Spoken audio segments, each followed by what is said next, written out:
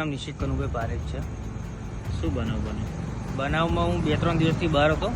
હું થોડોક ખાટું છે, હું દર્શન કરવા ગયો હતો અને આજે મારા બાબા લઈને કાંકરિયા ગયો હતો ફરવા। બહારનો દરવાજો છે ને એ દરમિયાન ઓળે ઘરે સવાર જ્યારે આવ્યો તો સવાર જ્યારે ઘરનો દરવાજો ખુલ્લો હતો તો મેં વિચાર્યું કે ઘર ખુલ્લું હતું તો અંદર જઈને જોયું તો તારું તૂટલું હતું અને રૂમમાં જઈને જોયું તો તિજોરી બધી મારી તોડેલી હતી અને એમાંથી સામાન બહાર બધું અસ્તવ્યસ્ત પડ્યું હતું। મેં જોયું અંદર મારા જે સામાન છે અંદર સોનાની વસ્તુ અંદર નથી, રોકડો હતા 24,000 આશરે શું કઈ વસ્તુ હતી એવું તમને ખ્યાલ?